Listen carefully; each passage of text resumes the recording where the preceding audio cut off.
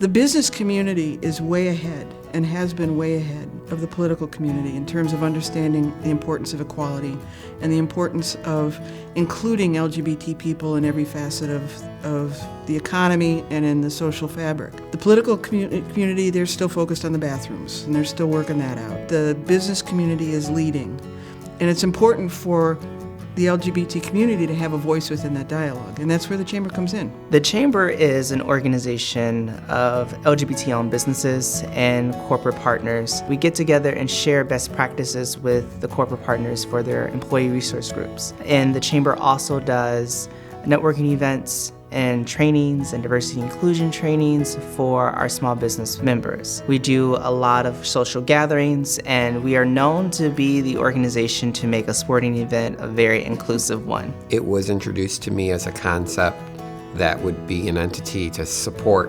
LGBT-owned businesses, and since we were a new business, it made so much sense for us to network and build relationships with others, so the Chamber was a natural fit for us. We started out with a mission of just coming together to build connections, but it was through that smaller group that came an amazing opportunity.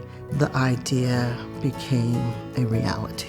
If you don't mind, I'd like to share the names of those folks. Kevin Hurd, Ramon Harris, a gentleman by the name of Tom McFadden, and myself. We were the original four. Once we got started, we knew that if we took this a little further, we could allow businesses to learn how to become certified as an LGBTQ organization. I believe it's important for corporations to engage with the LGBT community for the same reason it's important for them to engage with all minority organizations, because we're learning more and more about how valuable diversity in the workplace is, how it's better for creativity. Any type of diversity can only add to the types of solutions, the types of answers or artistic expressions you can come up with. So I do believe it's important for business to really diversify as much as possible. I think diversity and inclusion is something that really needs to be a culture in companies.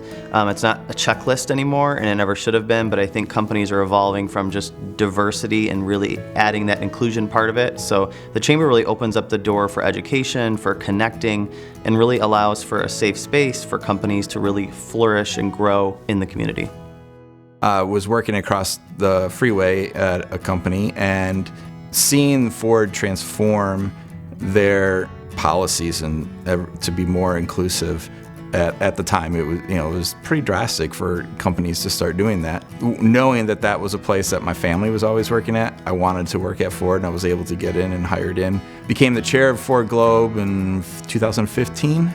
I just wanted kind of my activist side, but more on the business corporate side, kicked in. To make sure that corporations understand that LGBT inclusion, supplier diversity, including LGBT businesses is important, because we cross racial, gender, sexual orientations, gender expressions, religions, all faceted to live within this organization and within this community. So we met several times before the actual training occurred to kind of figure out where we wanted to start. And as the diversity director or diversity partner at the firm, I was pretty adamant that I wanted to start at leadership, because I think everything flows down. So leadership has to have a buy-in and has to be able to clearly articulate what we're trying to do in a particular space in order for it to work. My professional growth has really been educating other employees in the LGBT community, educating our allies. We have a lot of allies that truly don't know how to be an ally. So part of what we did is the fact that we have more allies in our market than we have LGBT employees. It was really giving those allies talking points and understanding how to be a good ally, because a lot of them just weren't comfortable and they didn't know how to approach it and they didn't know what to say, and they wanted to stand up and they wanted their voices to be heard, that they support this community and they want to be part of the community, but it was really giving them the tools on how to do that. Right now in Southeast Michigan, we have Cradle to Care services for the LGBT community, from our friends at Ruth Ellis Center all the way to Sage Detroit, where we're looking at elderly care services. The Detroit Regional LGBT Chamber of Commerce is right there in the middle. We will be with you for the majority of your professional lives. And so we really are digging our roots deep inside of this community and making sure that you are successful either as a professional or as a business owner. The certification process was very straightforward. It was simple. It wasn't overnight. It was a process. It took a few months. But I found that whenever I had questions or needed support, it was always there, either through the NGLCC or my local chamber.